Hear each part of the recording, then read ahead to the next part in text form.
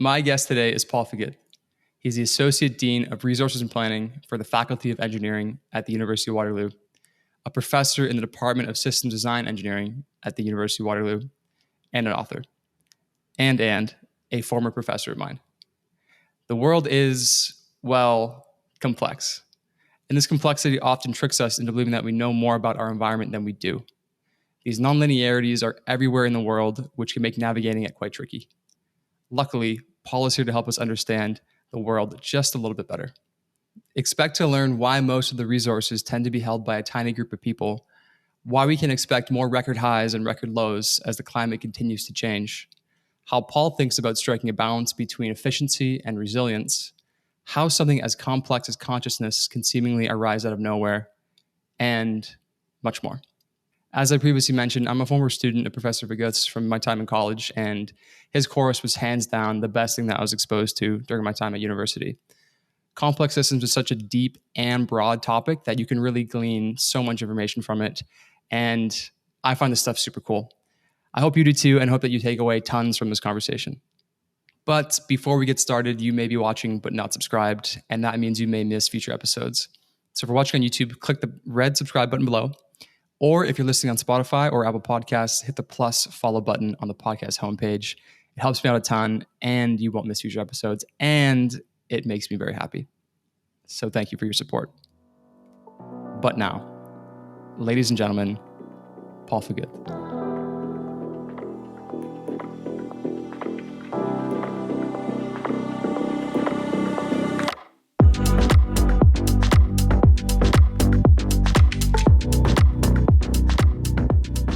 What is the 80-20 rule, and what do most people get wrong about it? Would you forgive me if we take a step back initially and just kind of set the context here? So the 80-20 rule is an example of what we would refer to as a power law, but a power law itself is sort of one element of sort of the interesting facets that show up in the domain of what are known as complex systems. And so complex systems are, we need to distinguish them from complicated systems. There are lots of everyday things that, in fact, are examples of complex systems. Our own bodies, admittedly, are pretty complicated, and yet we see lots of people walking around, and we're not overwhelmed by the notion of there being people. Flocks of birds, ants, termites, bees, sand on the beach, those are all examples of complex systems. And so I want to first demystify the notion that complex must mean terribly difficult to understand or terribly counterintuitive or something like that. Now, in the domain of complex systems, there are a number of very interesting phenomena, and one of them is this 80-20 rule. So we'll see a few others as we chat, but I just wanted to give people a sense that the 80-20 rule is not kind of the fundamental starting place. The fundamental starting place is complex systems, and they are characterized more or less by a couple of attributes. Number one, they are many element, many grains of sand, many birds, many cells in our bodies. They are interacting. In other words, the sand particles touch each other, the bees communicate with each other, and the nature of that interaction is nonlinear. So the nonlinear part's a bit more mathematical and not as obvious at first glance what we mean by it. But nearly every system in the world that is many element interacting nonlinear exhibits one or more sort of characteristics of complex systems.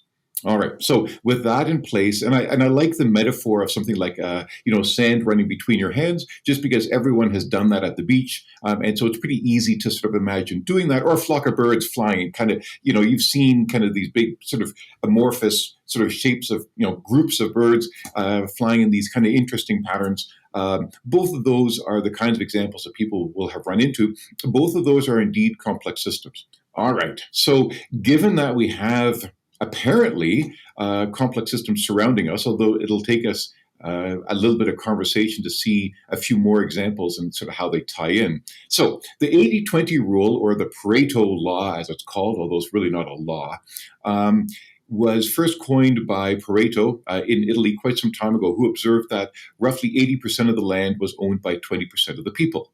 And so, immediately, obviously, we've got like an inequity, disparity kind of issue going on. And yet he saw this kind of widespread. So it wasn't just in one place or over all of Italy. It was true for all of Italy. It was also true locally. It was true in wealthier areas or in poorer areas. And indeed, since then, the 80-20 rule or kind of variations of it, 90-10, whatever, you'll see it in many places. For example, in software development, 20% of the bugs take 80% of the effort to resolve. And so anyone who's done coding can probably appreciate that. There are lots of really trivial bugs that, the compiler will tell you, like, hey, you missed a semicolon here. And there are others that you can beat your head against the wall for days. That's kind of Pareto's rule staring right at you, is that there's this a remarkable disparity between the most challenging or the biggest and the more everyday. Other examples would be, say, the 20% of most polluting cars generate 80% of the pollution. 20% of the patients lead to 80% of the healthcare costs. So this Pareto notion shows up in a great many places.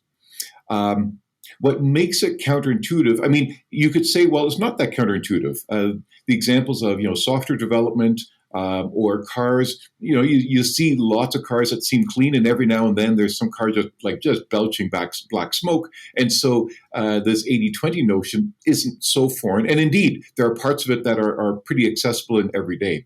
What makes it counterintuitive is when we get into, well, let me sort of take a step back. First of all, for most of human history, much of our daily, everyday life was not power law or Pareto. It's more Gaussian. So if you look at the distribution of heights of people, some people are taller, some people are shorter, but basically we fall within a relatively sort of narrow range, what we loosely refer to as the bell curve, right? Lots of people have heard of the bell curve, for things like grades on exams. So most of the everyday things that we encounter are bell curve-ish. And so a lot of our thinking is geared in that direction. So the challenge then comes when we have something where there are rare events, but not quite rare enough. So a bell curve, the ends of that distribution, what we refer to as the tail, those tails go to zero, as in zero probability, extremely quickly. In other words, they're basically impossible.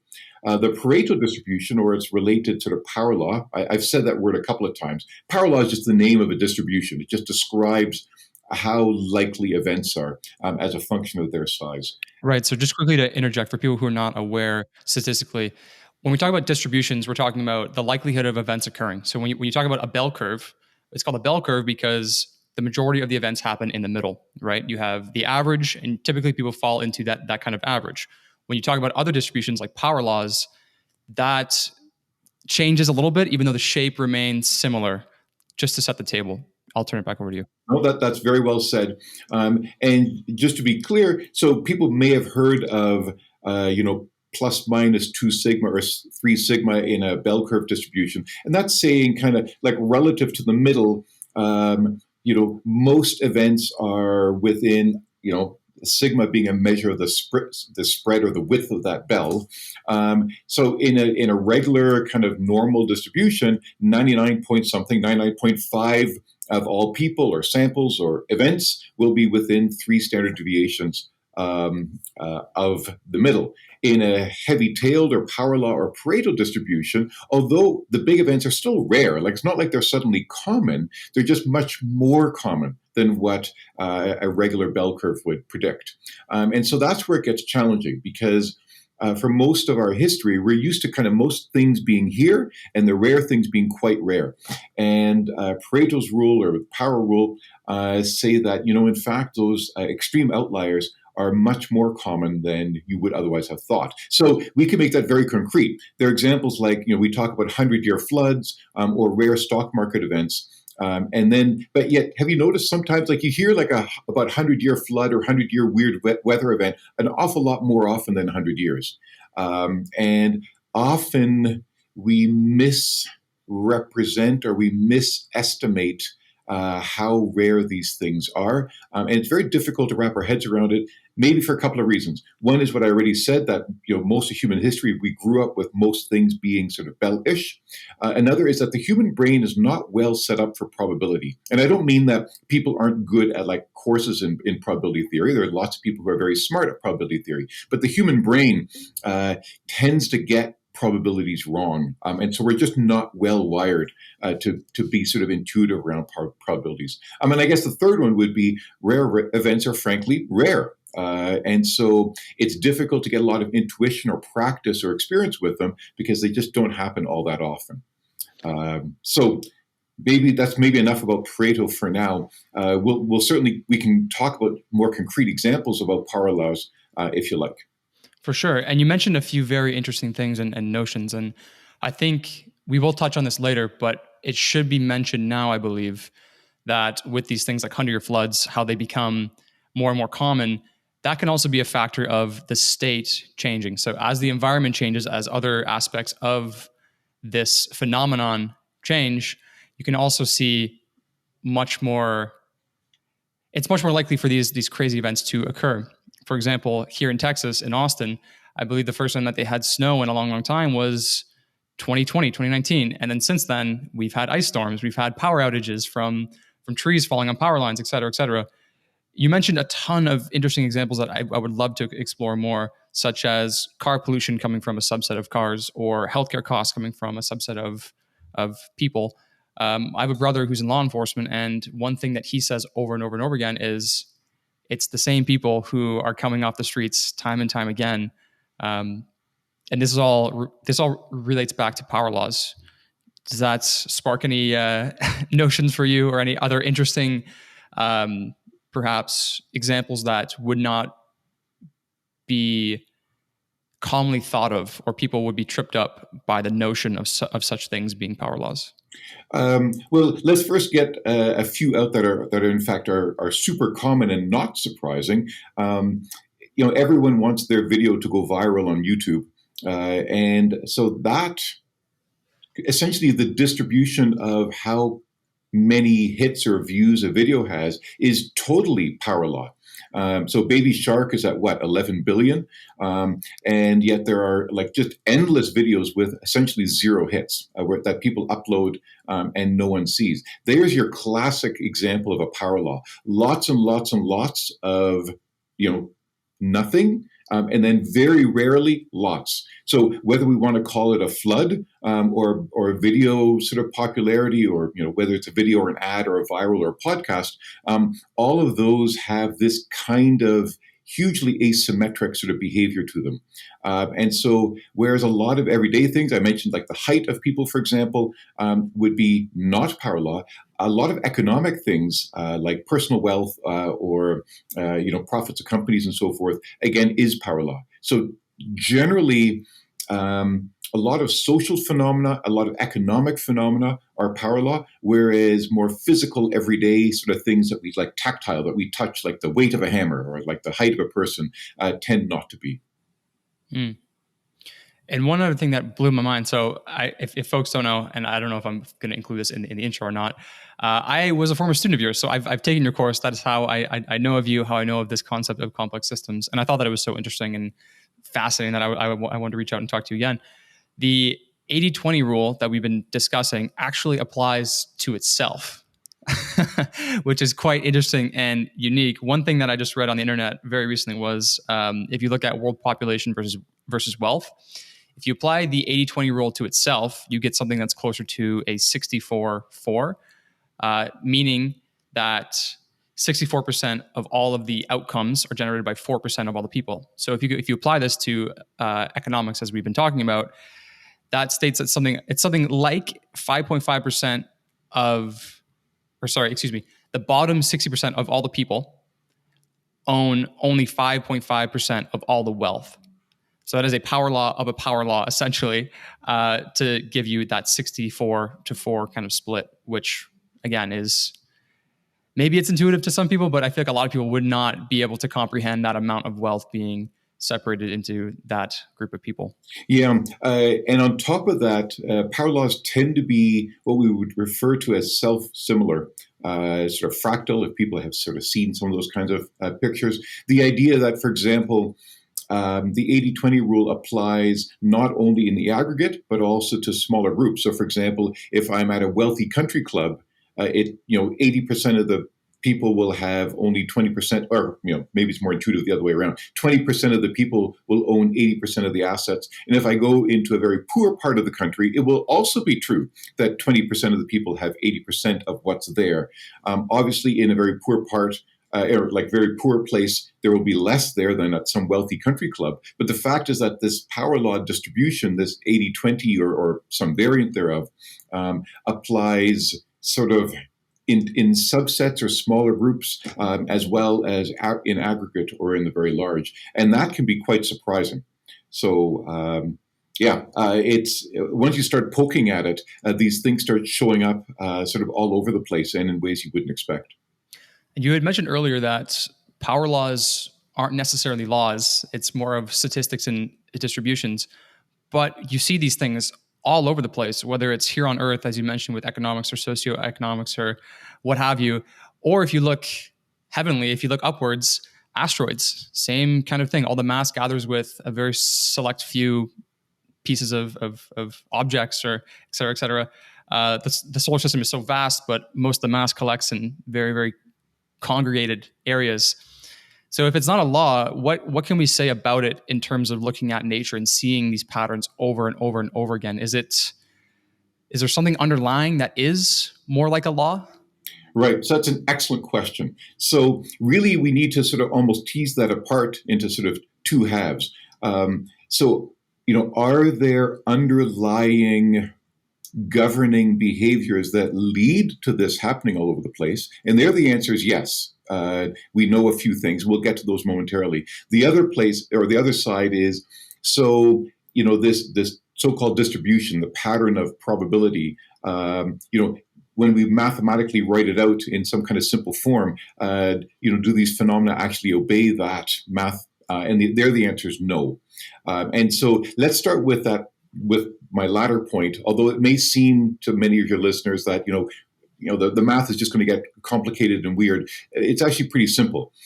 Let's suppose we're talking about the distribution of flooding. Okay, so I have here's regular, happens all the time. I got little floods every now and then. I get bigger floods, fairly rarely, even bigger floods. My hands are going up the screen, bigger and bigger. Even ever more rarely. But there's a limit to how big a flood can get. There's only so much water. The planet is only so big. And so there is, by definition, an upper limit to how big a thing can be. And it doesn't matter what thing we're talking about, whether it's healthcare costs or stock market crashes or flooding events or an asteroid, it can only get so big because we live in a finite world with finite resources and finite number of people. And so therefore, it can't just follow the math ad infinitum, because the math knows nothing about the size of the world or the size of a possible flood. But nature and physics aren't able to go arbitrarily large just because of like the practical sort of issues in terms of the size of the world. So that's why it's not a law or a rule, because this behavior applies only over a certain range. And normally we're talking about limits on the big end. On the small end, it just doesn't make sense to talk about floods every second or every millisecond or every microsecond. Like, why would we talk about, there being a flood this microsecond and the next microsecond? So we tend to end on the little end because it just doesn't make sense to talk about flooding more often than, I don't know, once a day or once an hour.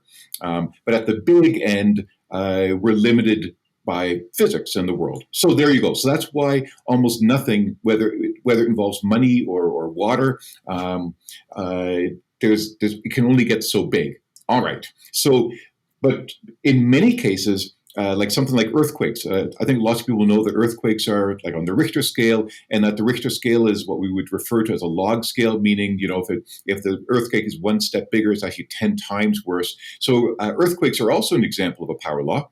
in that there are lots and lots, loads, oodles of earthquakes that are very, very small. Those never make it into the news report because you can't feel them, and only super sensitive instruments somewhere feel them. And then the rare one you can barely feel, and then there's a very, very rare one that that crashes buildings and that everyone knows about. So there's your power law for you. Again, earthquakes can get only so large. And so therefore it's not a law because the mathematics would say, well, there's some probability of an even worse one. So there we go. All right. So that's the quote law part. Now, why do these show up? So why are earthquakes, asteroid impacts, human wealth, profits of companies, baby shark, and other videos, like what on earth do they have in common? And one of my favorite ones is the distribution of words in speaking or writing. It's known as Zipf's law. It's hard to say. It's ZIPF. So it's kind of quirky, but it basically says that the most likely or the most common word, let's say in a book, most common word shows up twice as often as the next most common word, and the most likely one 3 times as often as the one in the third place, etc. And so you might say, well, I mean, obviously the most common one is more common than the second most common. And the answer is, yeah, well, we know that. There's some word that's most common. But why would it follow that pattern? And if you take my book on complex systems or Encyclopedia Britannica or the Bible or something written in French or German, they all follow that same pattern. It's crazy. It blows your mind. And when I was writing the book, I paid zero attention to trying to decide, okay, which word will be common. Like you just don't do that. And if someone had a lot of spare time, they could take the transcript of this podcast and analyze it, and Zipf's law will emerge, which shows that pattern of words. So that's crazy. So how can the pattern of words, asteroids, casualties in wars, and videos going viral, what on earth do these have in common? So that starts seeming very strange. And when we see a given type of behavior, this 80-20 Pareto power law thing, showing up in such tremendously varied domains, it tells you there has to be something behind it. And indeed, there is. All right. So there are basically 3. So there are a couple that we know well, and then there's a kind of a broader class. So let's start off with one that's very clear. The fact that movies and books and journal articles from professors and ads going viral, that phenomenon is known as preferential attachment or a fitness model. And so it has everything to do with human psychology. We like to be on the winning team. And so when we see something funny, we show it to other people. And when other people see something we liked, they are inclined to also like it. That's just how the human brain works. We're wired to be tribal. We're wired to kind of want and be like the people around us. And so that's known as preferential attachment. And so nearly all aspects of movie, book, video, popularity, and the extreme biases between super popular and unheard of are determined by this preferential attachment behavior. So that's category number 1. So category number 2 is in the physical world. So preferential attachment has nothing to do with earthquakes, because earthquakes don't care whether you like it or not. They just happen. So earthquakes, asteroids, and things like that are affected or determined by what is known as sort of critical systems. That gets a little bit more technical. But if you will, we'll go back to the sandpile analogy. I mentioned playing with sand at the beach. And so I hope people have done this. You hold a bit of sand. I'm cupping my hands. You hold dry sand between your hands. You let it flow through. Surely everyone has done that. And you build up a little cone or pyramid, down below. And if you watch it, you'll see like little kind of avalanches, and every now and then a bigger one, and then every now and then whoosh, like a really big one, and then lots of little ones. There's your power law staring right at you, right? That's one of the most delightful ones. Because you can have, a 2-year-old playing with the sand and sort of observing the avalanches. So there is a delightful power law distribution coming out at you, which is very, very frequent, tiny things, and then every now and then a big whoosh. And that is caused by the system being right at the boundary between stable and unstable. So if the system is just stable, it sits there. If it's unstable, it spontaneously collapses. By continually adding sand to the pile, you basically have it right balanced on the knife edge between stable and unstable. And that's where unusual things happen. And we refer to that as the system being at criticality. Now, normally, when we talk about a system being balanced or tuned that way, it makes it sound very unlikely, right? Like who's tweaking the knob to make the system be right at that point? But in fact, in a great many scenarios, including the sand here, there is no knob to tweak. And what's happening is the sand builds up until, by definition, you're at instability. Because if I got past instability, it would just collapse. That's the old dry sand in a pail at the beach, which is always super disappointing because you fill your pail and you turn upside down and you pick up the pail and you don't have a nice little pail of sand. You got like this collapse thing. So that was, you turn the pail upside down, that sand tower briefly was unstable and then it just collapsed on you. So the system isn't willing to go past this cone shape of instability, but you can push it right up to that point by adding sand. So any phenomenon, say for example, snow avalanches, it keeps snowing until at some point that mass of snow can't actually hold back the mass. Or with an earthquake, you get continental drift, and those continents are drifting past each other, and the stone is bending, and you get lots of little earthquakes, and every now and then, by coincidence, you'll get much larger one. So at criticality, we obtain sort of the power law, Pareto 80-20 kind of behavior. So that explains a great range of the sort of physical natural world and why these kinds of extreme events sort of take place there. The last category is a little bit trickier to sort of nail down, but why most sort of economic phenomena are power law. So I think there I'll just have to leave it that we understand some of the math behind it. There are notions of scale invariance, and there are notions of how ratios and powers and products of random numbers behave, but it's a little bit trickier to make intuitive. But the point is, we do understand the math. Like we do understand that, for example, if a system is scale invariant, then it needs to be power law, and that most economic sort of behavior is in fact scale invariant. So we do understand what's behind it, but I can't give a nice, simple, everyday sand pile kind of analogy for it. But those are your three big categories: scale invariance, systems at criticality, and preferential attachment. And that's kind of the driving factors behind overwhelmingly most of the power law behavior that I was going to say that we see around us, but most of the time we don't see it. But the power law behavior that surrounds us, even though we're not aware of it. Scale invariant meaning as you scale up the sand pile to a sand dump truck, you're really not going to experience a difference in behavior, just to make sure that that's kind of clear. And I do love the analogy of being at criticality, as you mentioned, a snow-tipped mountain piling up with snow. Let's assume that there's no wind, the temperature's constant, et cetera, et cetera, et cetera. If you keep snowing, if it keeps snowing, you will get to a point, depending on where those flakes fall, that one single flake would tip that into an avalanche. Same thing with a pile of sand, which I think is very, very interesting.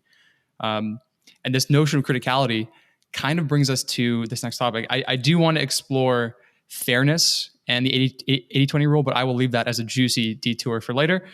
In the meantime, optimization versus resilience, which is kind of what we're talking about with this critical points, this system that's at criticality. Optimization has been talked about in our society to the point where I believe it's almost trite. Everyone's optimizing for X, optimizing for Y, et cetera, et cetera, et cetera.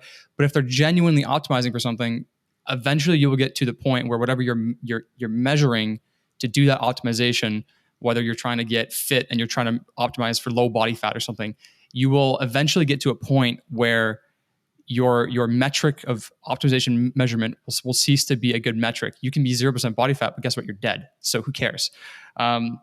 Which kind of brings me to the point of how do you view these clearly?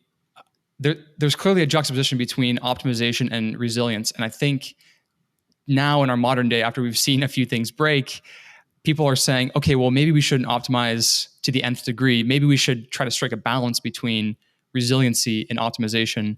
How do you think about that? How do you apply that to certain systems? I know it's very, very general and very, very broad. It's going to be highly dependent on what you're talking about. But at a high level, how do you view those two things? Are they genuinely opposites?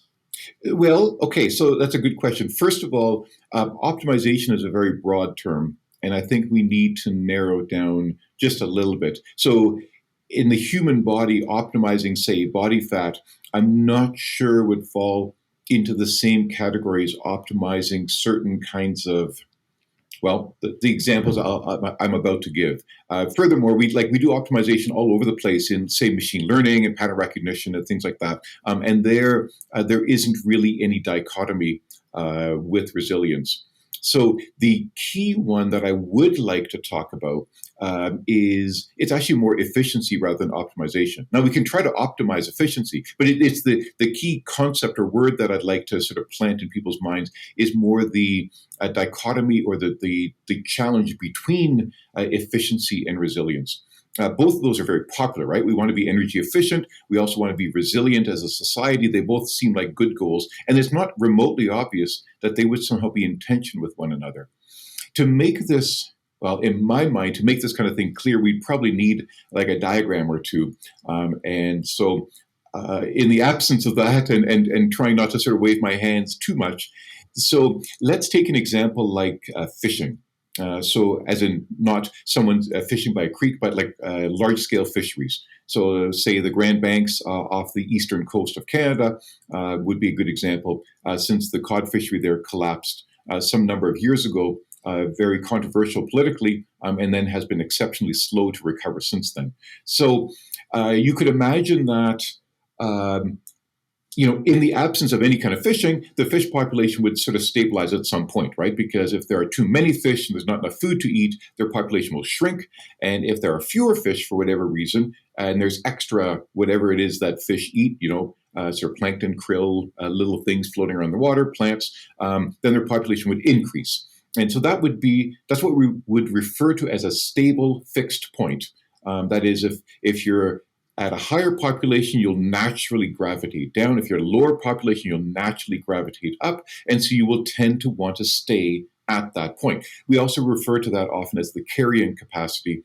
That is, the population that a given ecosystem, a pond, an ocean, whatever, can sort of stably carry. All right.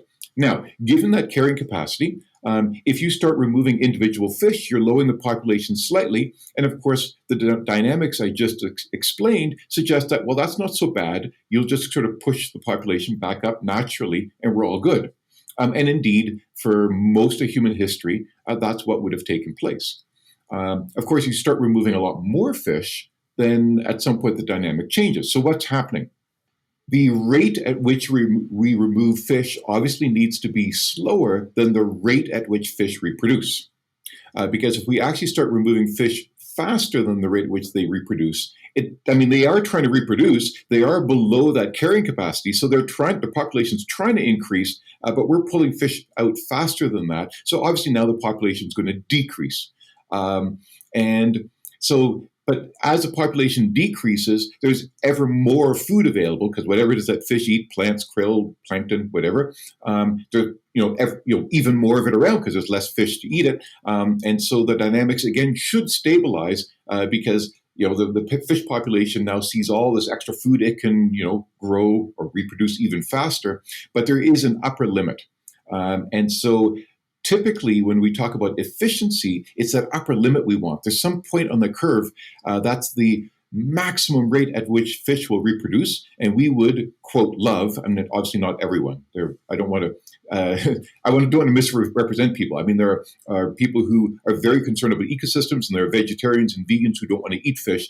So I'm speaking very loosely. There are, say, corporations. Let's put it that way, that would like to maximize their fish catch, and so they would like to take the number of fish such that the population of fish is down. So at the point where the rate at which the fish reproduces maximized.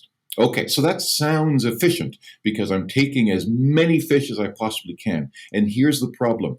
If you are off even a tiny bit in that calculation, if you take just a little bit more, than the maximum rate at which the population can increase, you are now on an extinction spiral. Actually, not a spiral, just a slide, because every year now the population will be sort of further down because the rate of increase just can't match what you're taking. Now, you might say, well, yeah, wouldn't that be obvious? Well, in principle, be obvious, but the ocean is a big and deep place, and there's lots that we don't know. And in fact, we have successfully overfished nearly every place where we have undertaken fishing. So the short answer is no. Apparently, humans are not very good at assessing the point where we can safely sort of continue. I was going to say harvesting, but some people might not like that kind of choice of word, but taking fish. So here's the dilemma. The point of maximum efficiency, the maximum rate of extraction, is also exactly the point where we are exceedingly sensitive to being just a hair's sort of width off in our calculation. A tiny bit one way, and the population is stable, a tiny bit the other way, and the population is unstable and collapses. We refer to that as a bifurcation. It's a bit of a mathematical word, but it means a splitting. So, you're at this point, and over here is safe, and over here is unsafe. And the problem is profit increases that way. And so if you're way in the safe territory, your profits are lower, profits going higher, higher, higher, higher, higher, collapse. And so you can see now the dilemma. To maximize profits, you want to be further over, but as you approach this point, you're becoming less and less resilient because even the slightest fluctuation, not just in your calculation, maybe the fish have a bad year. Maybe there are fewer sort of plants growing one year. Maybe it's a bit more cloudy. And so, less photosynthesis going on. It doesn't really matter what the explanation is. The point is fish populations will fluctuate. So there's a limit to how close to that maximum efficiency point you should even be willing to go. But there are pressures on government. There are pressures on people. People don't want to pay more for fish at the grocery store. Governments want to maximize income from licenses. There's always a pressure to go further. Anybody listening or watching, we just had a tech issue, so let's just bring things back. We were just talking about this balance between efficiency and resilience of fishing colonies, where there's always a forcing function to push you closer and closer to a point of criticality where you are balancing perfectly the extraction of fish versus the reproduction of fish. And if you go any further past that point, you're actually going to have a spiraling collapse of fish population. I believe that's a decent summary, and I will turn it back over to you. Yeah, it's a good summary. Let's just a couple of little nuances. I did say spiral. That was my fault, but nothing's really spiraling. It's actually like Slide. a one-way collapse. Yes. It's just spiraling is kind of a nice sort of mental image, but indeed, it would just kind of slide towards extinction, unless, of course, immediate steps were taken. And the other is that it's almost like criticality. The difference is that here there isn't really an inherent forcing function. It's the human desire for profit. So there's a motivation to sort of push to ever sort of greater fish harvests. But it's not quite the same as something like an earthquake where we have physics, continental drift. Or snowfall. That's just happening, right? The snow is accumulating. The continents are drifting, and so there you truly have a forcing function. In this case, the desire for greater profits and greater fish harvest is understandable, but we normally wouldn't characterize it as a forcing function because it's not like an inherent rule. It's just something we need to wrap our heads around. But the key takeaway is that.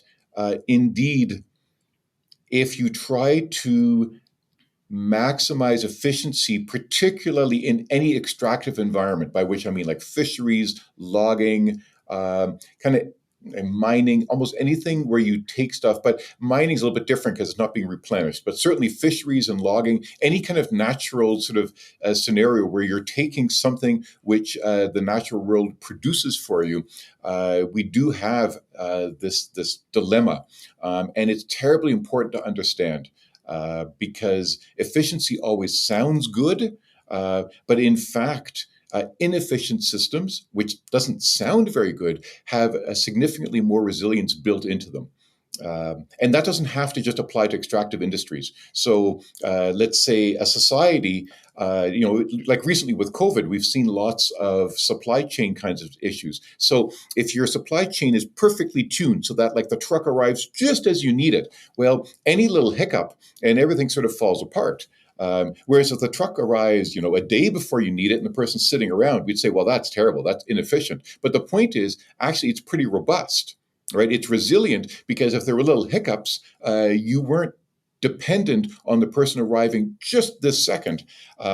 So in general, uh, inefficiency, I don't mean waste necessarily, but not perfectly tuned efficiency does in fact lead to a system having greater resilience or robustness to perturbation and change. Yeah, the logistics example is funny because it comes to mind the Suez Canal blockage that like Yes. you have one black swan event, kind of like again, maybe a heavy tail power law example of some kind of disruption. The Suez Canal being blocked is a big one, and that disrupts your entire supply chain. Or I believe it was off the coast of Vancouver, they had some kind of issue, and they needed to dock a massive cargo ship for weeks and weeks, and that disrupted all kinds of. I believe it was Amazon supplies. Either way, Yeah. um, it's quite interesting because this almost sheds light, or analogies can be drawn to an individual who is balancing themselves between an efficiency slash optimization and a resilience position. Again, take like a stock portfolio, let's say. You could be super, super resilient and have an even balance in the top index funds for every market in the world. You're totally spread perfectly, but that means that you're also never really going to get ahead in a way. Versus also, hey, I'm going to put all my money on Bitcoin and let's just see what happens. So, do you see any analogies in this case? There are analogies. It wouldn't quite be the Bitcoin one, although obviously I understand where you're coming from. It's almost more an example in the financial world of leverage. So if I, invest, in an inverted way, so selling short on one, and or say more commonly with options, say calls and puts. So if I invest super heavily in one put and one call, such that their behavior is meant to move in opposite directions, but for whatever reason, I mean, people do this kind of stuff that with mathematical modeling, they sometimes refer to as collecting nickels in front of steamrollers. If you can look for tiny disparities in the market by investing super heavily in one thing going one way and super heavily in another thing going another way, they sort of cancel out, and there's a little residual that you can collect. The problem is if there's any little hiccup, then these things don't cancel out, and you can have enormous losses. And so, in fact, that's quite a good and accurate analogy to what we were talking about. It's not quite efficiency, so to speak. Like no one would refer maybe to that as efficient investing in this way, but it has the same kind of mathematical property, which is the greater my reliance on knowing the mathematical behavior of the system and exploiting it carefully, the more fragile my overall approach has become, because I, in fact, rely greatly on that behavior being met well. So as long as there isn't any kind of weird news or default by some country or something like that, then this strategy works actually quite well. As soon as there's any kind of unusual event, then it falls apart. And then, of course, it becomes tiresome because you see the news articles saying, "Well, no one could have known," blah blah blah, and I get tired of hearing that because it's all excuses essentially for behavior that was relying on everything functioning perfectly, and the world rarely functions perfectly, and so. I guess I get frustrated with the idea of governments bailing out people whose bad behavior, by people I mean like huge corporations or large banks. We privatize the profits and socialize the losses, and the losses were caused by this kind of lack of resilience, and precisely by, if we want to use the efficiency metaphor, by maximizing the efficiency, in other words, maximizing their returns, which works well until it doesn't. This notion of optimizing or maximizing efficiency whatever the correct terminology is, and I'm sure that you'll correct me. It's important to an extent, but as we've been hinting towards, you do need to be resilient to large perturbations of the state. So let's say again we're optimizing for one thing. That's keeping in mind that the rest of the system, the rest of the picture is going to be constant or relatively constant, which is not always a good assumption. So in a society where we've really focused on optimizing one thing, as we've been hinting towards these big businesses that are focused on profits, revenue, et cetera, how easy is it for us to fall into a non-ideal state, a local minima or maxima, if you will?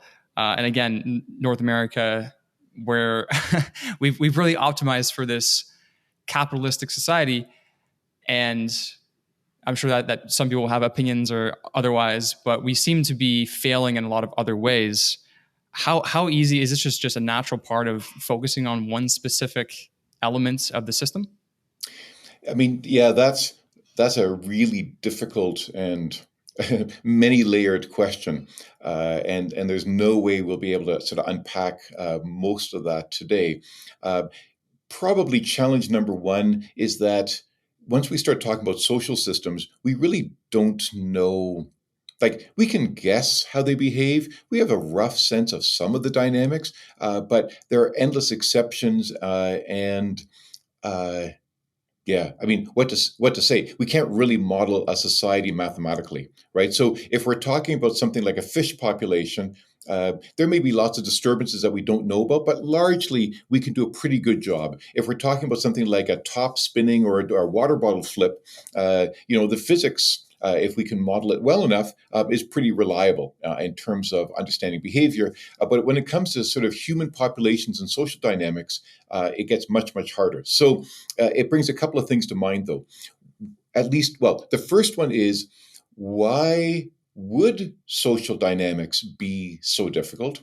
And one part of that is what's known as an emergent phenomenon. And I don't think we use that word yet, but complex systems are replete with sort of emergent behavior. An emergent phenomenon is any time where the dynamic of the aggregate is unpredictable or very surprising from the dynamic of the individual. So think, bees. So a single bee doesn't do very much. I mean, well, it does lots of things. It can fly to flowers and pollinate them and fly back. But once you have a bee colony, suddenly, like, there's remarkable dynamics that sort of emerge in bee dances and sort of overall patterns. Ants can solve basic optimization problems. Like, how is this possible? Um, a single neuron, like, we can study, like, we not only can we study, we have studied, like, we know the mathematical behavior of individual neurons. It's not that complicated, and yet you put a huge number of them together in a head, and you have consciousness. Like the leap from neuron mathematical model to consciousness is so vast, but that's not that different from what we face in trying to imagine societal modeling, which is, I mean, a single person is, of course, already very complicated, but you could imagine perhaps that you could understand the motivations and goals and, current education and financial sort of state of an individual. Now you have a city with 1 million or a world with 10 billion such individuals. The emergent behaviors, the dynamics that emerge out of all these people interacting is effectively impossible to predict or understand by looking at what individual people do, in the same way that you could never imagine 100,000 ants solving a basic optimization problem, even if you studied a single ant for a lifetime. You simply couldn't do it. So there's big challenge number one, is these dynamics, these behaviors that emerge at the meta level. We probably don't use the word meta anymore because Facebook sort of co-opted it. They stole it. They stole it, exactly. That word did exist. If people don't know, that word's been around for a long time. Engineers like using it. So do computer scientists. Okay, so in the absence of that word, the behavior at this abstracted, generalized, sort of large population level is simply not understandable or perceivable from the individual. So there's challenge number one immediately in trying to understand sort of what a society might do. Um, So, but that being said, clearly there are patterns that we see in society. We see like a business cycle, for example. It seems like it goes in oscillations, like, inflation goes up, down, or, unemployment goes up and down. So we do see semi sort of predictable kinds of behaviors, or at least dynamic behaviors happening over time. And indeed, we do have some understanding of where that comes from and the models behind them. But that still doesn't quite answer your question, which is, are there persistent sort of local minima, as you put it, places where a society could get trapped and not easily get out of? And our belief is that yes, there are things like that, but narrowing it down, like, it kind of becomes a very reductive kind of explanation, because honestly, the behavior of one society depends so critically on what other societies around it are doing. We got, colonial history and other aspects of history, and sort of global finances and globalization and corporations. So all of those layers interacting. So that doesn't really explain your question. It kind of largely explains why it's not answerable. But we can at least imagine, and people do, using what are known as, for example, agent-based models. So I can set up an agent as a person, or maybe like a group of people, a family unit, or a small village in a country.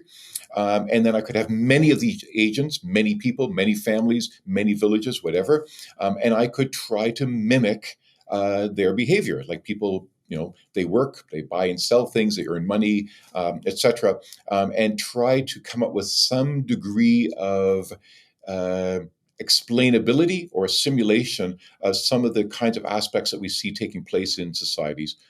So some of that has been done. Some of that has been reasonably successful at demonstrating certain kinds of societal sort of patterns. And so I would say the successes are more at the more specific sort of policy level. Like, for example, would a particular kind of taxation be progressive or regressive, by which we mean, does it tend to fall more heavily on poor people, or does it tend to level the playing field? Or something else, maybe more concrete and less political. How can we get people to buy LED light bulbs, which are more efficient? Rather than, years ago, incandescent. And so you have this sort of this cycle, or catch-22, which is, initially LED light bulbs are super expensive. Well, if they're super expensive, no one wants to buy them. Well, if no one buys them, the companies are producing them only in tiny quantities. And if you produce something in tiny quantities, it stays expensive. And so you could say, how do we break out of that cycle?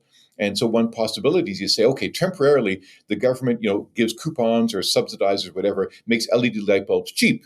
Well, once they're cheap, lots of people buy them. If lots of people buy them, volume goes up. Volume goes up. Companies can start making them way more cheaply.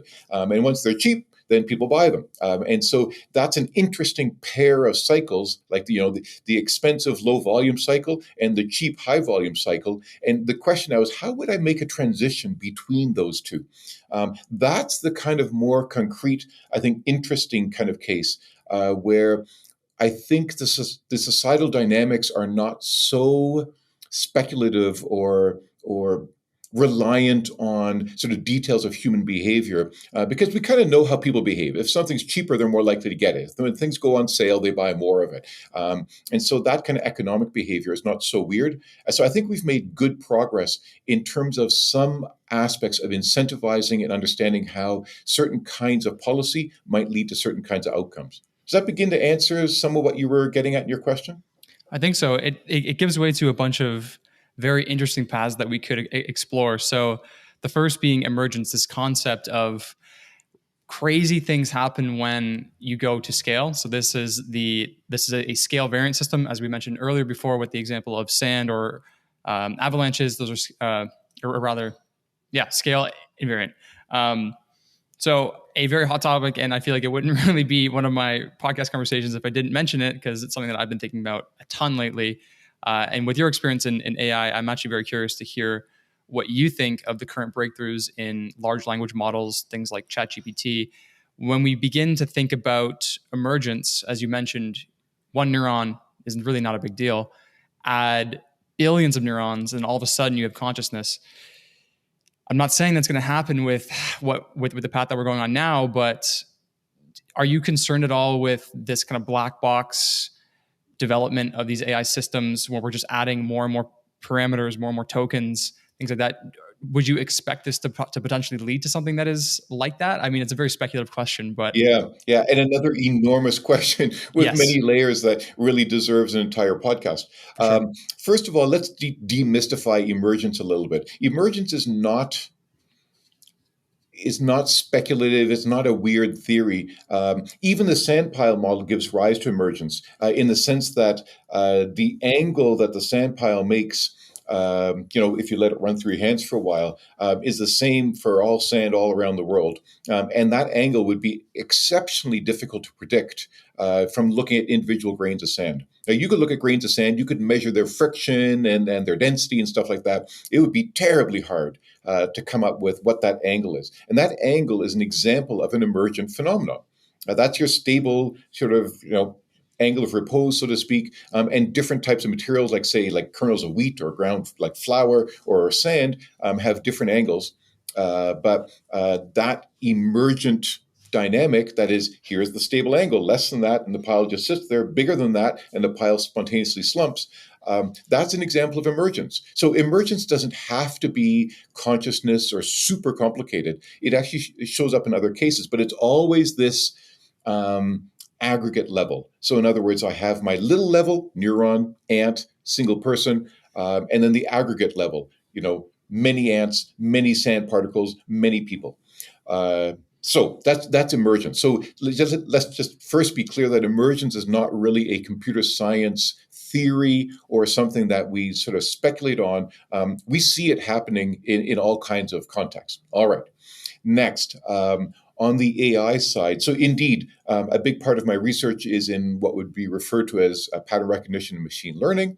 I don't work in large language models specifically, which is what ChatGPT is. So I'm not an expert at the specifics of how you would train large language models, but I indeed have had graduate students working on what are known as transformers, which are the basis of the language models inside ChatGPT.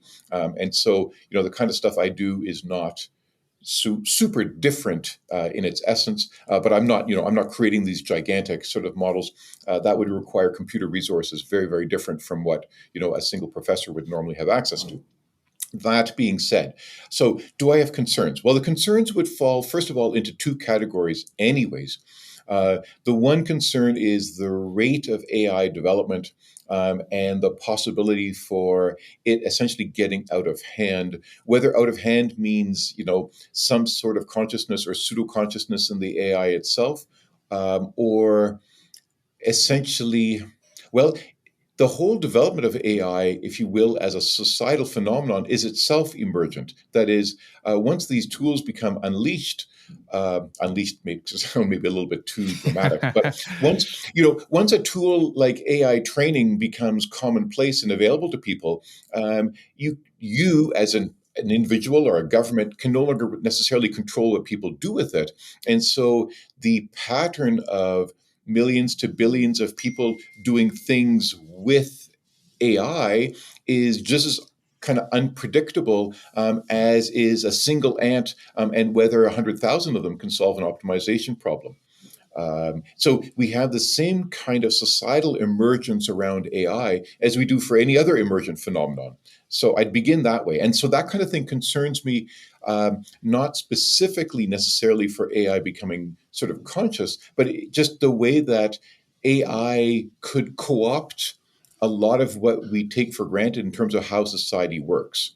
Um, so the basic question is, do I have concerns? Yes, I do. I have concerns that the rate of change, whether that's in academics and students learning and so forth, or whether it's in business practices, or whether it's how people relate to one another, or how corporations can data mine and sort of exploit. Um, Sort of what used to be otherwise inaccessible data or information. All of those are domains where there are opportunities. Like students could maybe do programming so much faster, so much more effectively, and learn a lot more effectively, or they could cheat more effectively and deceive. And that's obviously, I mean, that's students, but I'm not trying to pick on students. It could equally well be professors or people applying for a job or corporations. So anytime the rate of change of societal norms gets too fast, then history suggests that that can be a difficult time. In the past, typically these things were more punctuated. So there's a big change, going from say hunter gatherer to agricultural, but then after that change, things would settle, and you'd have kind of a new normal for a while, and society would adjust.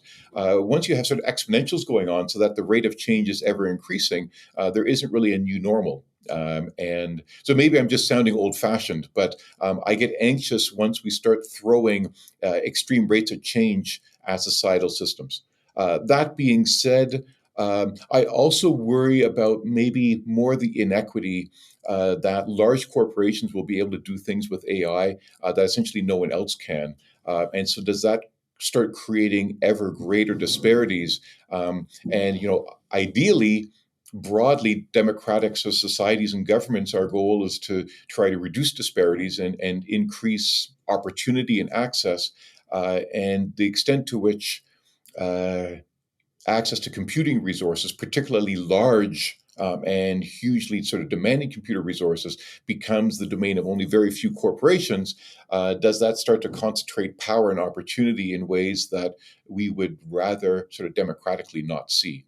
So, like all of these things, we could have like long conversations on, and ideally, we would get in other experts, say political scientists or large language model people or sociologists. But nevertheless, I hope that gives at least a little bit of a taste of some of my thinking on those topics. Perhaps when the AI overlords are here, we will do a round two to discuss how that goes. Exactly. Yeah, have a conversation with the AI overloads or lords and let me know how it goes. For folks who are not aware, and this really ties back to what we kind of first began to talk about, how people are genuinely really poor at predicting probabilities, using probabilities to inform the way that they act in their environment. Exponentials also fit into that same category. It's almost incomprehensible to understand how quickly things can accelerate once they start to compound on each other in an exponential fashion. A lot of people watched a documentary a few years ago, especially people who are not very tech related, called The Social Dilemma. It was developed by a nonprofit called the Center for Humane Technology, and I believe the lead on that was Tristan Harris. They have continued to do their work, now advocating for this second contact, I believe is what they're calling it, with AI. First contact being social media, and how those knock-on effects have been so catastrophic to society, to young people, et cetera. For people who are not aware of how fast things are moving, please Google Center for Humane Technology and watch their keynote. That is probably about 2 months old at this point, because it is stunning at the rate of change and pace that people are moving at and developing at. What's then also shocking is how 2 months, which shouldn't imply huge changes in society and technology. But 2 months ago, like in that time, AI has progressed again dramatically. ChatGPT 4 is out and has sort of language abilities and inference abilities far, far greater than we had even imagined 2 months ago, right? So that's an illustration of the kind of exponential behavior that fits into that talk, but weirdly dates that talk already so rapidly. It's breathtaking and scary and exciting and everything all wrapped into one. There's also one other very recent update, which is, yes, there are these large corporations that have developed these models, and they're basically cornering the market in terms of use case. I think most people, when they think about large language models, they just think about Chat GPT. They don't know about Bard or Facebook's, I believe it's Llama, which is an acronym or something. Facebook's model actually leaked, so it went open source. And I'm not sure if you've read, there was an article posted, it was an internal article at Google that was leaked, where they're saying that, hey, ChatGPT, OpenAI, they're not the threat. The real threat is open source. They are going to eat our lunch, because you can basically separate and democratize development. If somebody makes a breakthrough with a tuning parameter or a new technique, that spreads like wildfire, and then people just use that and they keep progressing and compounding and compounding, and they're closing the gap very, very quickly. One really interesting use case actually comes out of Berkeley. So they took this open source model, and they've actually tuned it to specifically work on scientific papers. This is what really gets me excited, is that you can actually speed up science because you aren't burdening researchers to sit down and write a full paper. You can leverage a tool like AI to help you write most of it, go through, make sure that everything that it's saying is what you want it to say, but it's been tuned to write in the form of a scientific researcher writing a paper. So tools like that I think are really exciting to hopefully speed up things. But again, as you mentioned, maybe that isn't quite a good thing if we start to accelerate faster and faster and faster in all domains of science. Another interesting point that we have been talking about is this approach to a critical point where there's this catastrophic transition. I believe that's actually the terminology that we use in your course, is a catastrophic state transition. So as we are going along, as we're optimizing for fish harvesting, and if we surpass the point of stability, we can experience rapid changes. As we approach that point, what are some attributes or characteristics or behaviors exuded by the system? So, for example, in the fish colony, let's just keep using that. What may we see as we approach that critical point? From my understanding, there's a lot more variance that happens, but I will Exactly. let you explain. Yeah, that's kind of the I was going to say $1 million question, but these days with inflation, $1 million doesn't sound so good anymore. So now maybe it's the $1 billion question. Anyhow, indeed, I mean, the fish example is important, but like the really huge example would be global climate. And there's reason to believe that global climate also has the same kinds of what are commonly referred to as tipping points, or bifurcations, or the transition between one stable state and another. So the thing that makes these counterintuitive is that once you approach this kind of tipping point, the most infinitesimal little tap could indeed send you over. But the butterfly effect, so to speak, is often widely misunderstood because if a system is not just at that point of bifurcation and is indeed instead, somewhere around like a stable fixed point, then a tap is not a big deal. The tap taps the system a little bit and it comes back and it's all good. So a tap doesn't guarantee that a system becomes, arbitrarily divergent or unknown. I mean, certain chaotic systems behave that way, but a great many systems do not. But there is this phenomenon of sort of bifurcation, that transition between like one behavior and another. In the case of global climate, the example would be between the poles having ice and not having ice. So it is believed that there's a relatively spontaneous, discontinuous, sudden, I don't mean sudden in the sense of like 1 month to the next, but sudden in the sense that it's not undoable. And so it's a continuous trajectory once you sort of pass a certain point. So obviously, we would want to know how close we are to that kind of transition, right? I mean, for global climate or fisheries or any other kind of scenario, no one is really motivated to make that transition happen. But there are lots of vested interests in pushing as far as possible, right? Like there are a lot of people, a lot of companies who would like to burn fossil fuels because they make money off of it. And there are people who make money off harvesting fish. And so it requires some group, some government, some agency, some regulatory body to be able to say, you can't go past here. So, how do we determine that? So, the short answer is yes, we know a few things, but we don't know enough. So, you had mentioned that systems tend to become more variable. That's true. So, the strength, if you will, or the degree of attraction of the stable fixed point gets weaker as you approach this sort of tipping point. So systems often give rise to what's known as flickering. So greater outliers and sort of greater sort of transitions around just because of the weakness of that stable point. And so little taps it takes the system longer to recover from it, or it may lead to a greater excursion before the system comes back. So it's that kind of variability and greater sense or sensitivity to fluctuations and noise. Those would be kind of the main sort of mathematical things that we can declare about systems as they approach this sort of transition. So to peg that to an example quickly, and sorry to cut you off here, if we take climate, for example, would that maybe look like a river drying up and being slower to come back to form? Perhaps it is with the flickering, could it be bouncing back between record highs and then record lows? I believe Toronto this winter had a day of negative 35 degrees C weather, something like that. Is that something that Yeah, would be? that's very much along those lines. In fact, there are a lot of people, well, a lot of environmentalists kind of regret, with hindsight, having coined the term, global warming, because the amount of warming, although definitely measurable and definitely perceivable, is actually modest relative to some of the other changes. And if anything, it's kind of global variability, if you will, that's increasing most strikingly, and in some ways more troubling, because a lot of people think, well, a little bit of warming, that's nice. I kind of like it when it's warmer. And, the crops grow faster and we have a longer growing season. But greater variability, that's not so great. That means, frost at some weird point when there shouldn't be frost, or really warm at some weird point when it shouldn't be really warm.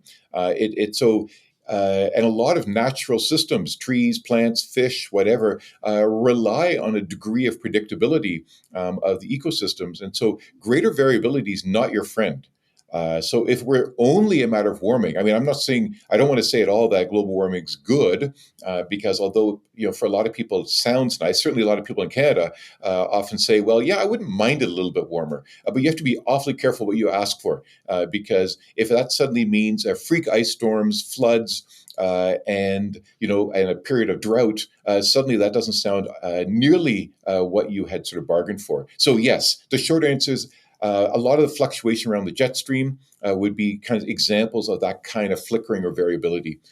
So yes, but the problem is we don't have a scale, so we don't know how much fluctuation we need in order to sort of begin to worry or anticipate that we're getting close to the transition. So for sure, the fluctuations are increasing. And as you approach that tipping point, we know mathematically that fluctuations increase. But the question of calibrating the scale, like how much do the fluctuations have to increase before I know that I am like this close to the tipping point? That's the kind of the $1 billion question that a lot of physicists and climatologists are working on. They simulate global climate. They try to simulate increased amounts of carbon dioxide and understanding, what kinds of effects that might lead to. But the world is a pretty complicated place. And it's pretty tricky, well, or close to impossible, to try to model all of the things going on worldwide.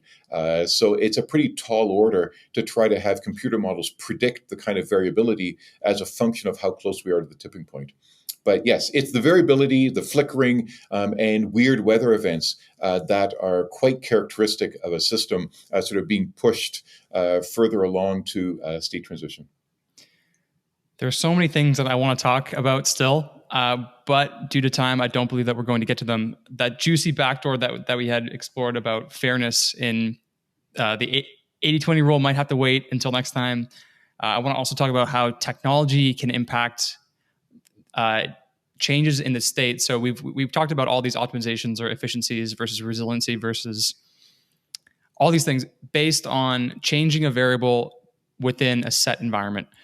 Technology is a big wild card to potentially change the state of the environment, which sure. I would love to talk about and explore later. And I would love if you would be willing to come back on and speak to me at some later time.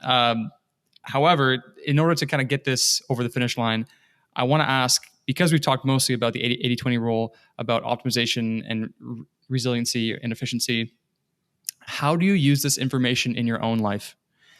Have you made any tangible changes to how you think about certain things or approach to certain things?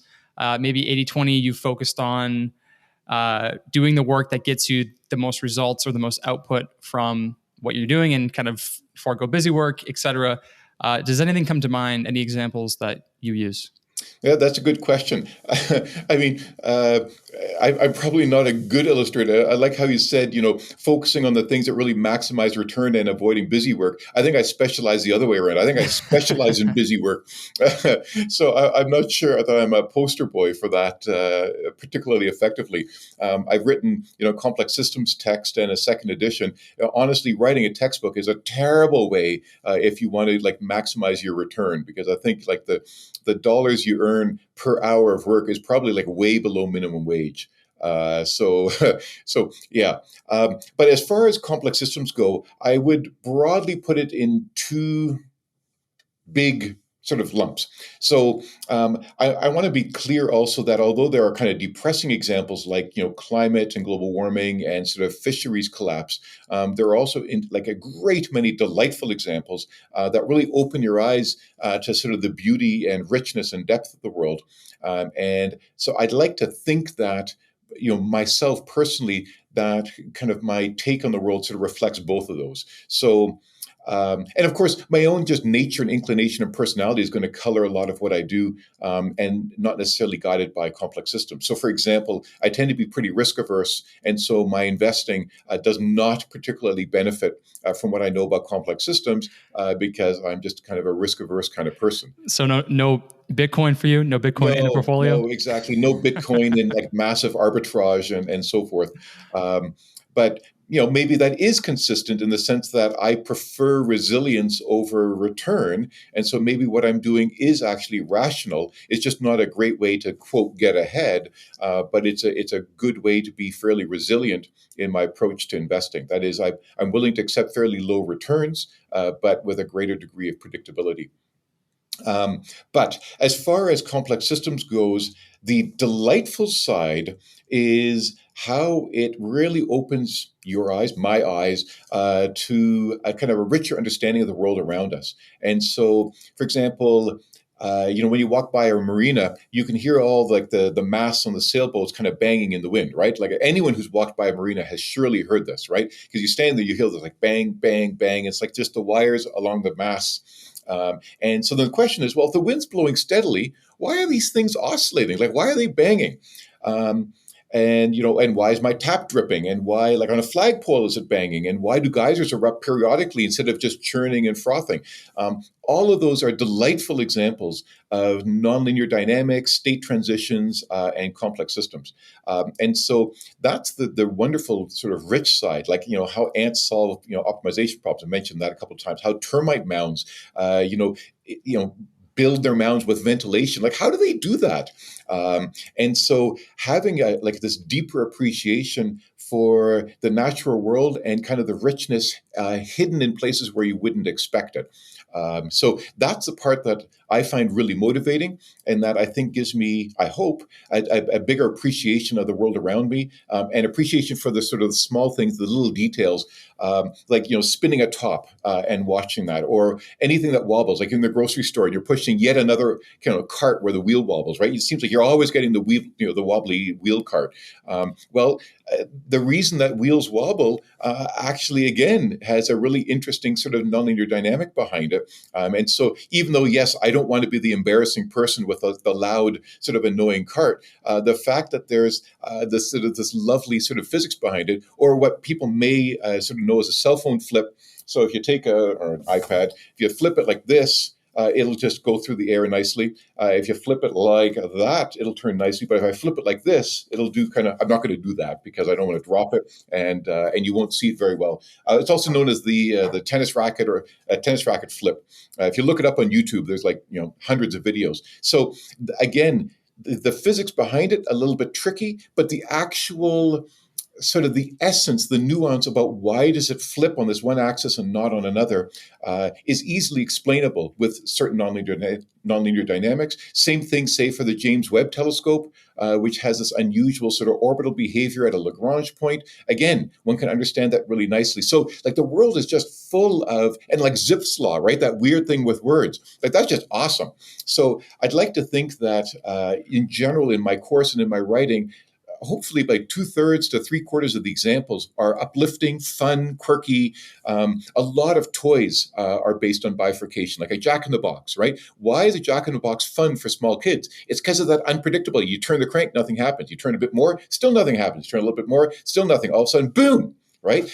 That's a bifurcation, like nothing, nothing, nothing, nothing, nothing, lots. Linear systems don't do that. And so nonlinear systems are fun, they're unpredictable, they're quirky. They lead to a lot of the richness in our life and in the world. So that's the positive side. And I want to make sure that we're actually kind of consciously thinking about that.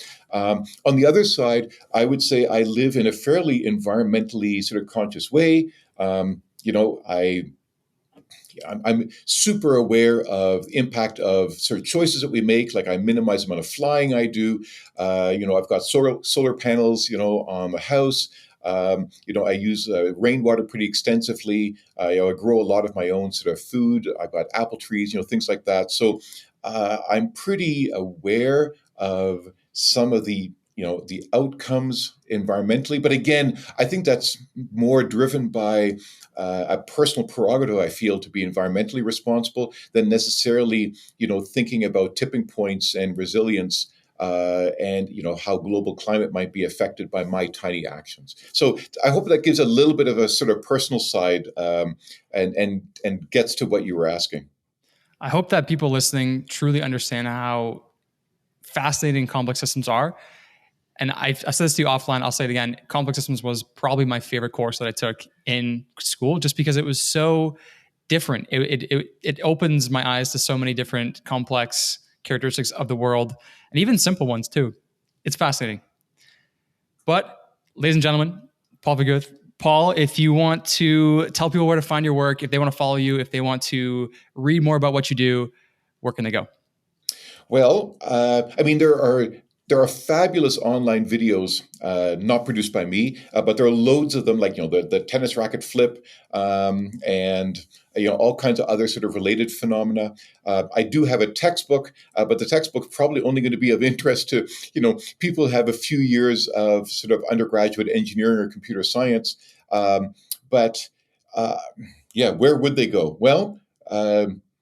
The really short answer is I don't have a good answer for that. I have had, apropos my comment from a few minutes ago of, being good at busy work. I have thought that like a companion text that removed all the math but kept all the fun examples in would be good to develop sometime. So I haven't done that yet. So unfortunately, I can't offer that to your listeners. But I would say, there is a lot of material. If people look up complex systems, either in books or online in videos, there are lots and lots of very approachable examples. And the main thing is, I want to just leave people with the confidence that, in fact, they can look this up. Complex does not have to mean complicated. So the light switch on the wall, the thermostat, a spinning top, the physics of a geyser, none of those are particularly complicated. They're easily explained to a 4-year-old. And so there's a lot of that is actually quite accessible. Some of it's very tactile, like flipping a tennis racket. And so I would encourage people to sort of inform themselves, go down the rabbit hole a little bit. There are loads of opportunities to sort of look at compelling examples. And so I'd encourage that. But yeah, my own goal would be at least kind of a compendium of some of my favorite examples would be nice to sort of get posted somewhere. But unfortunately, I don't have that yet. So, but if people are super motivated and have a little bit of a mathematical background, then they can get my textbook. It's available, electronically. They don't have to read it on paper. In fact, it's better electronically because there's links around to examples and things like that. And so. It's just my name, Paul Fieguth. There aren't a lot of Fieguths around. If you look up complex systems and Fieguth, then you'll find it pretty quickly. But like I said, that would be really more for an audience. You don't need a lot of math. I would think that a very motivated high school sort of math student could do it, or anyone who's had some amount of university sort of computer science, engineering, sort of mathematics kind of background. And that's Fieguth. It's Fieguth for anyone listening. Yep, there we go. Professor, thank you so much for your time. I love this. This was so much fun, and hopefully we can do it again. All right. Well, it was good fun. So thanks so much for reaching out and for your interest and enthusiasm in the topic. And we'll have to do it again sometime.